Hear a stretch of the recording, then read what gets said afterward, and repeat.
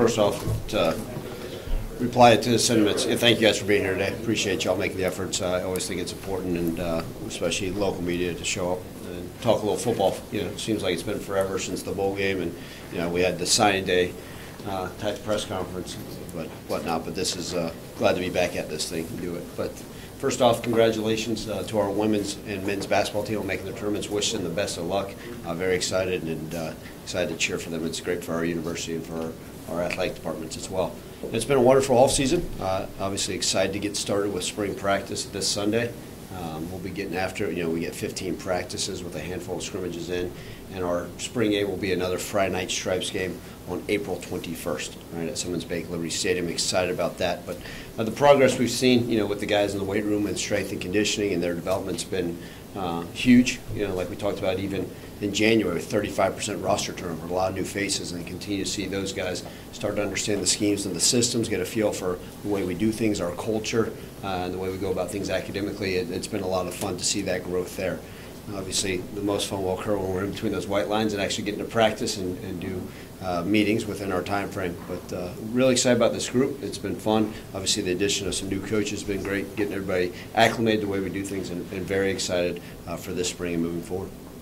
When you have so many new people, players and coaches, is there any kind of timeline? Well, we need to be this step by practice 5. We need to be at this step by, or is it just going to be a total feel? We'll throw it out there and just see what happens as we go each step. Yeah, Jarvis, we plan. And really in January, I sit back and try to catch my breath and say, okay, what do we want the spring to look like? Right, not only from a strength and condition, but then when we get to actual practices. So we have it mapped out. Okay, the installation for offense, defense, and special teams. What we feel like from a schematics. But then you also sit back and say, okay, where are we as a team, right? And I sat down with our staff this morning. I said, we have to understand there's guys that have transferred in. We've got a bunch of 17, 18-year-old guys that should still be in high school, right? We got to make sure that they have a firm grasp of the way we do things. And not just X's and O's and what we do with the way we stretch and the way we do things on the field, but with all aspects of our program. And if at any point, if it's practice 4 and we feel like, hey, we're not making the strides we need to, let's put a pause on this and let's make sure that we're good on what we learned in practice 1 through 3 and get better at those basic fundamentals. Because I think as we continue to see the transition of college football, right, you can't say, okay, hey, he'll be able to really good and understand of this offense in year 3. Well, shame on us. So I think as coaches throughout the country, we sit back and say, okay, what can we execute at a fast level?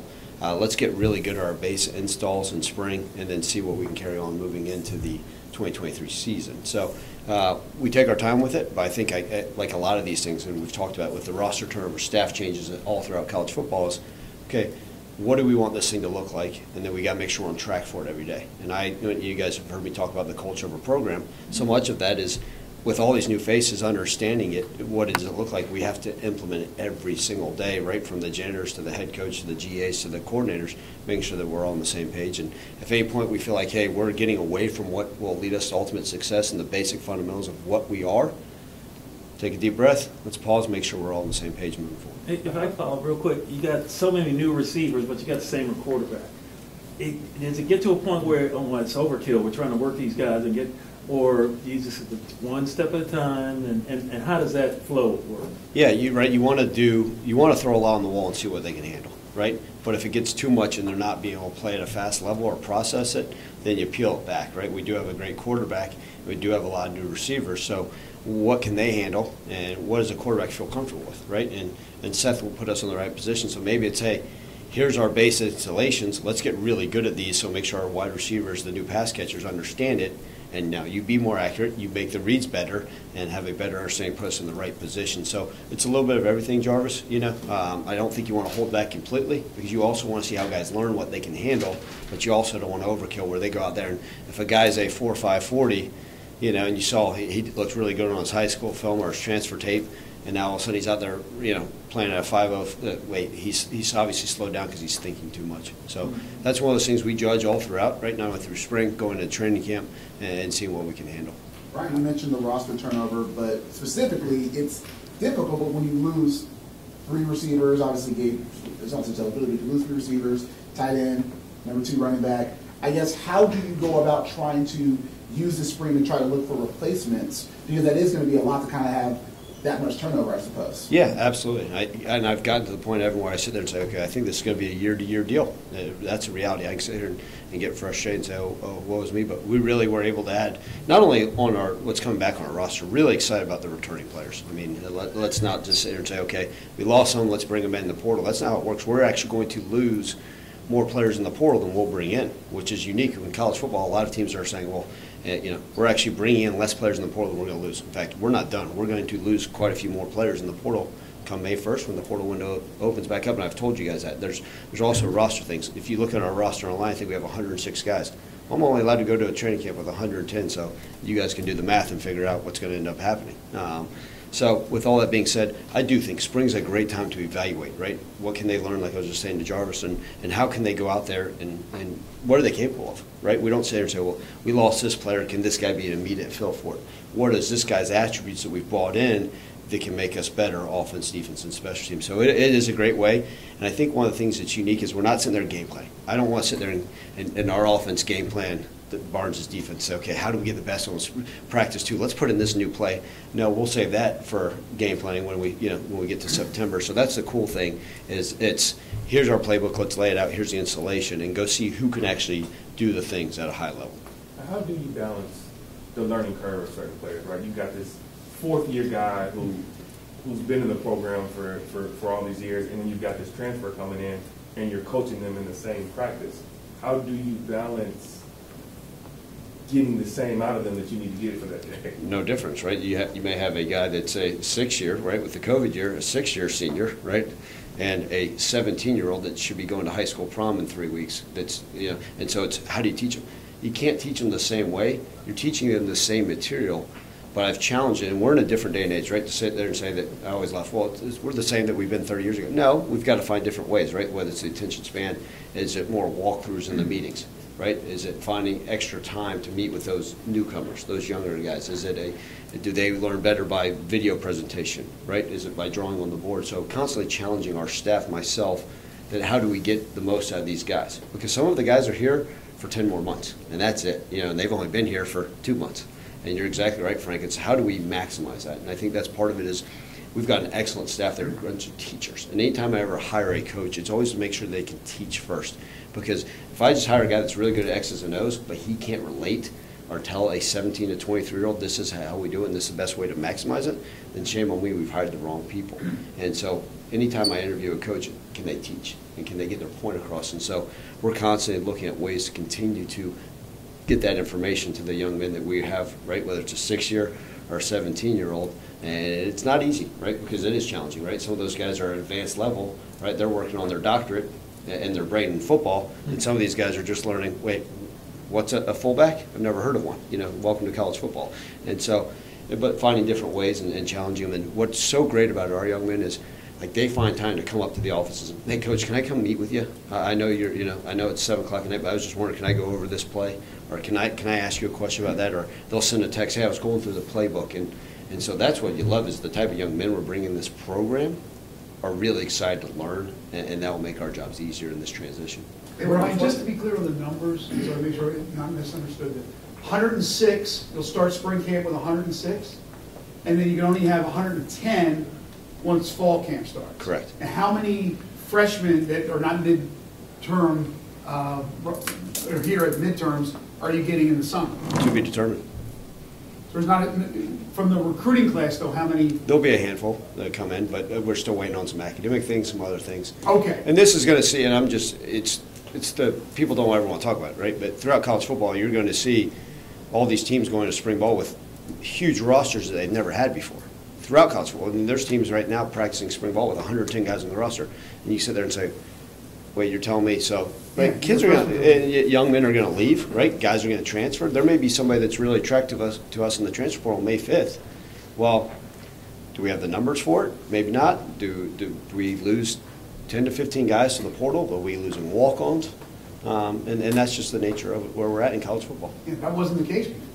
Not pretty much the spring. The team you had in the spring was the team you had in the fall. Yeah, and so like last year we played. During our season we were roughly about 79 scholarship football players, and that put us, in my opinion, as a disadvantage because we went in here the guys, and then we had guys that quit, transferred, opted out, whatever it may be, you know, after the transfer window was, and it puts the university and the football program in a bind.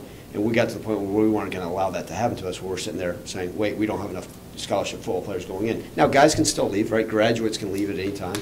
And then the transfer window opens back up May 1st through May 15th in order just for them to enter their name in. Now, there's guys in the portal. Please don't quote me on this. I don't know if there's 3,000 plus guys currently sitting in a portal, right, looking for homes. And we're evaluating that and seeing if a guy makes our roster better. If it does, then we'll consider adding to it. But it's a total deal where it's a little bit of free agency and trying to figure out where this thing lands. On that, is there enough guys you think that you signed that will come in the fall, that there are some playmakers in that class that can help? We'll bring in some freshmen that we're excited about, and there's 1 or 2 transfers that have signed but aren't enrolled in classes, so technically I can't talk about them. But yeah, there'll be a couple of those that we feel like will be immediate impacts, but our roster is what we want right now, what we have. And obviously there's going to be some change because there's certain guys that are coming in, and as we know, so there'll be some transition for sure. But we feel really comfortable with 95% of our roster as it sits today. Looking at the recent history of the tight end position, you guys have been able to turn over and still produce at that level. Obviously, you lost Aiden.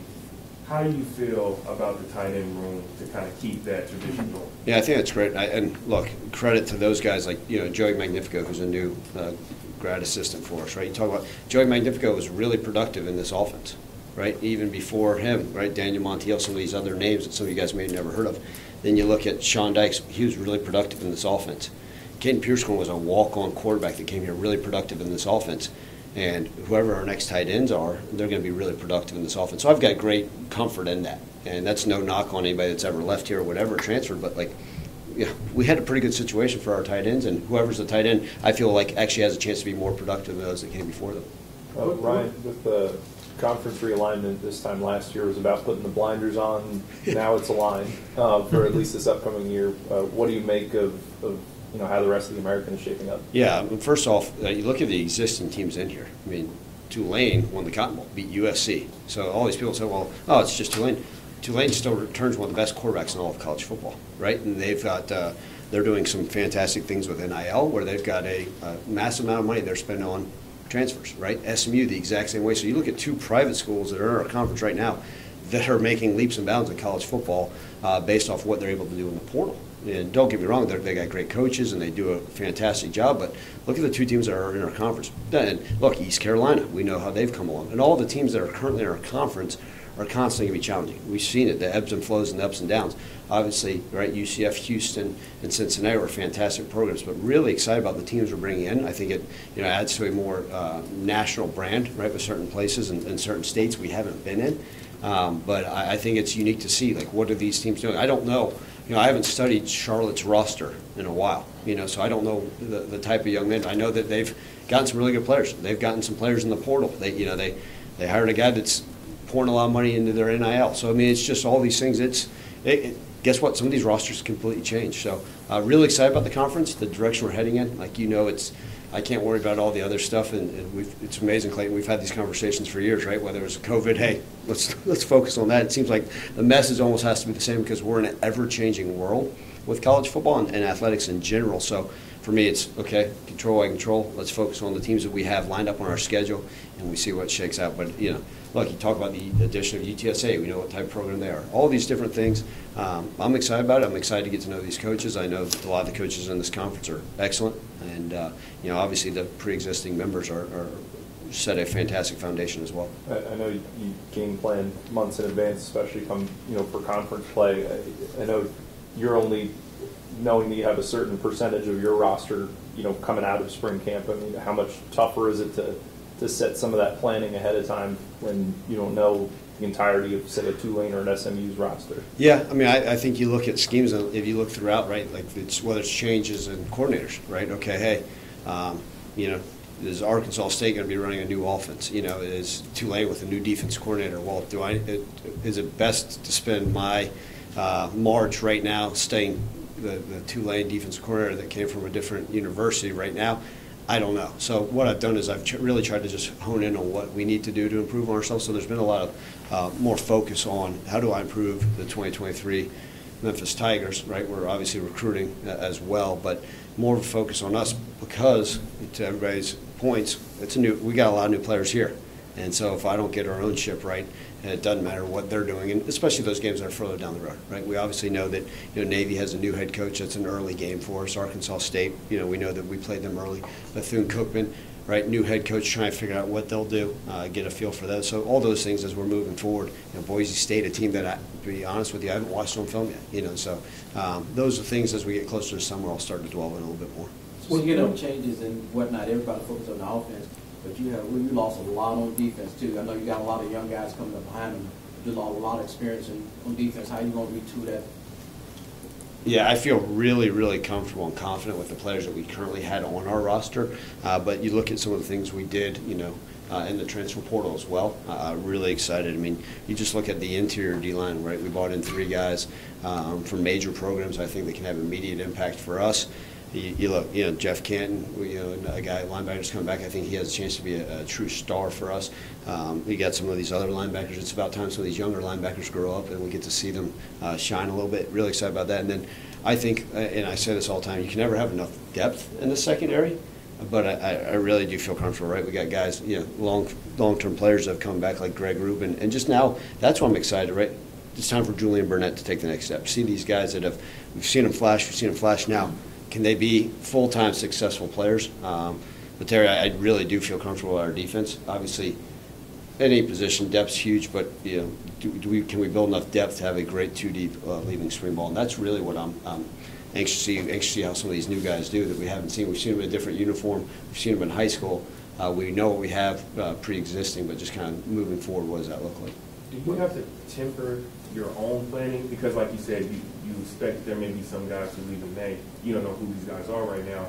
And so when you're mentally doing a depth chart, some of these guys may not be on that. How do you wrap your mind around doing that? Yeah, the depth chart's only worth about that piece of paper sitting in front of you, right? I mean, you can take it and use it as toilet paper if we needed to, right? It doesn't matter. And I always tell our guys, first and foremost, the depth chart, I don't set the depth chart, they do.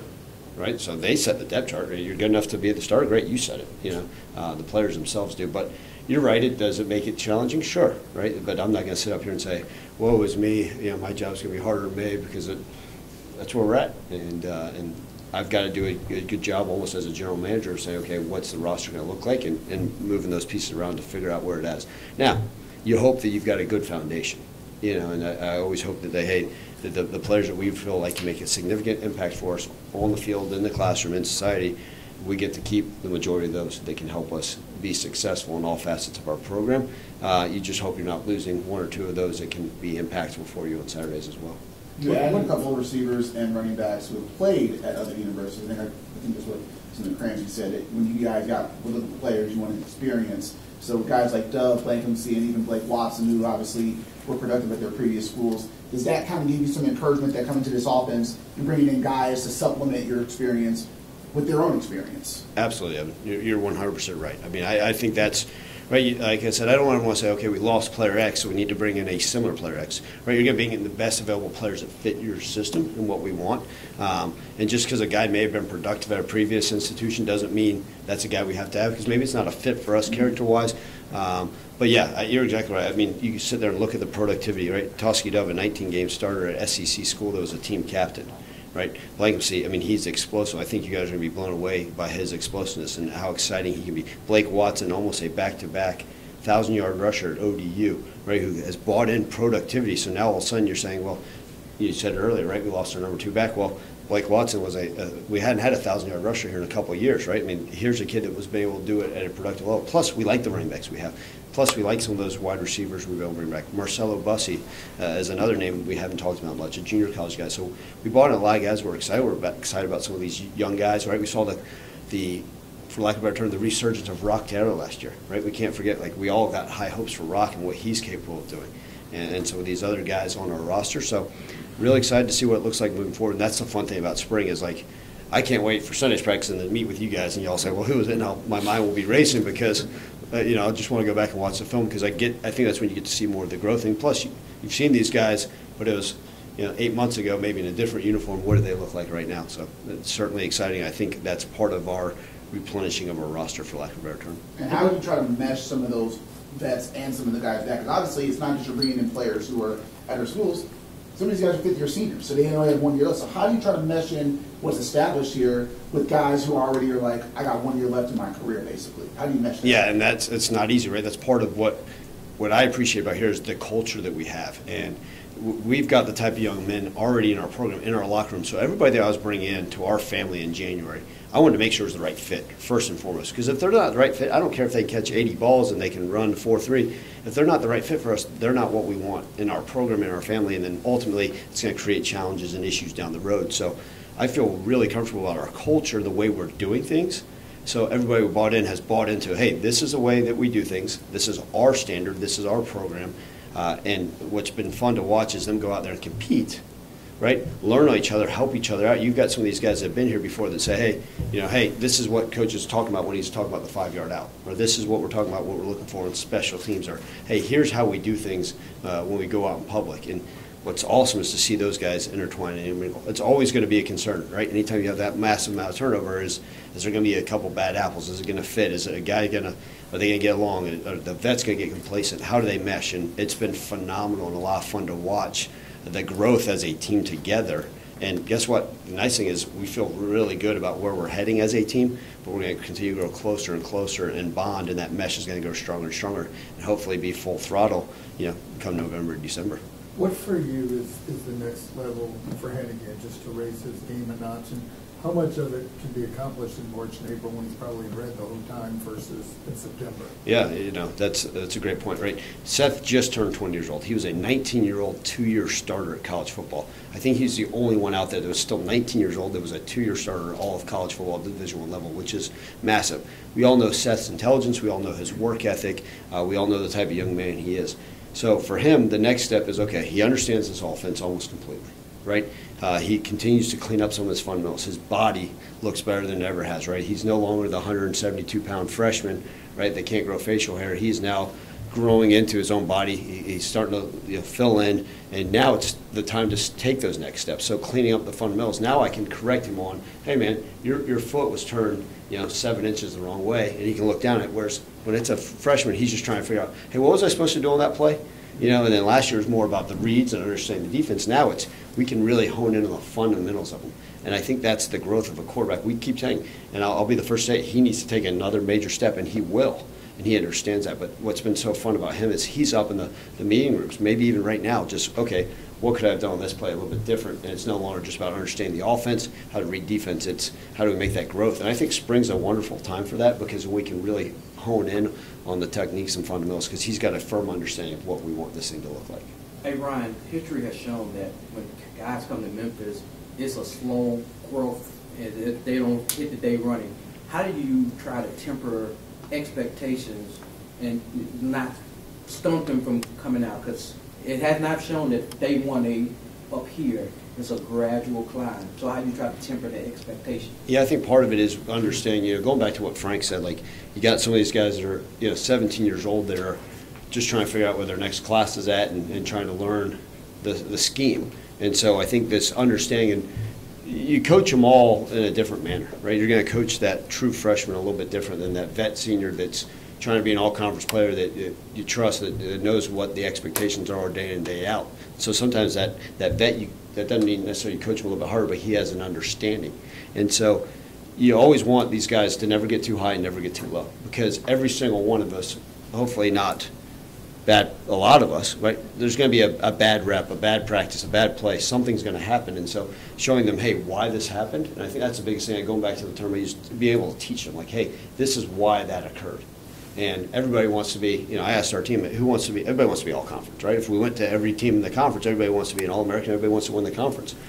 But what's it going to take and how do we get there? And the reality is we all can't get exactly what we need to. And you look at the growth of so many of the walk-ons that have had success here, right? You'd mentioned Caden Preachcorn, a kid that came here as a walk-on, right? Joey Magnifico, Calvin Austin's, the Anthony Millers, all these guys that came in and took time to develop through the program. So that's something you can always show some of these younger guys.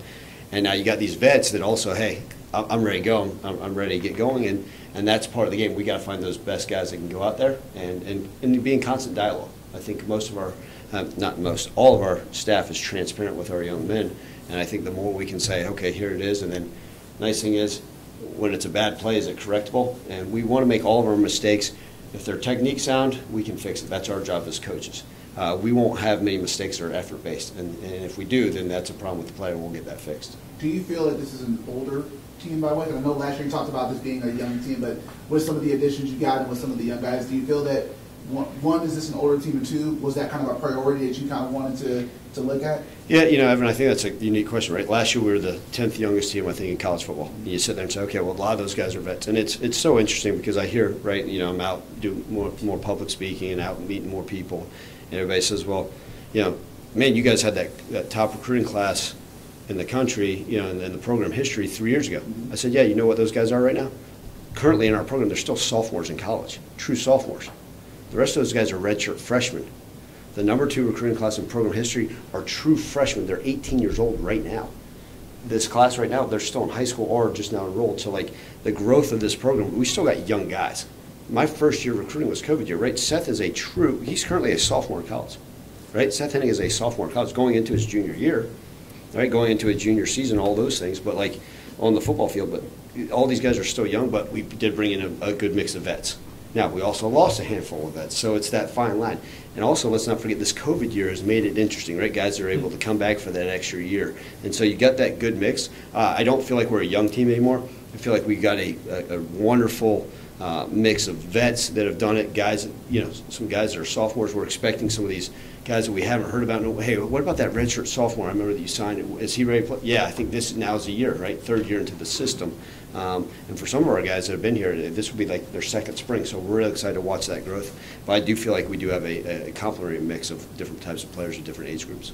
Coach, if you had to put a point of emphasis on anything in spring practice, where would offensive line run game? Yep. So I think I've gone back and what I told our entire staff, and like I was telling you guys earlier, getting back to the basic fundamentals and going back to the offensive line, the run game. I don't care. We can come up with the most elaborate run game schemes in all the. Let me challenge myself versus anybody in the country about elaborate run game schemes. But if we can't take the right steps and the basic fundamentals and play with physicality, none of that matters. So we are literally, Coach Myers is an excellent addition as our offensive line coach. I'll be heavily involved, but man, that's got to be integral in the way we do things, right? The basic fundamentals over and over and over, and how do we get good at that? And then we'll, scheme people and do different things. So that's always going to be a priority, but we don't sit there in day 3 and say, man, we're not running the ball as well. Well, what are we doing to fix that, right? And then challenging the running backs, right, to be able to make some guys miss. Every day is not going to be full-blown scrimmage, right? The first 2 practices were in helmets, so it's not that he missed a tackle, break a tackle, but we know what we need, and we know the run game needs to improve. We know the offensive line needs to get better, and that all starts with me, but I'm looking forward to watching those strides in spring football for sure.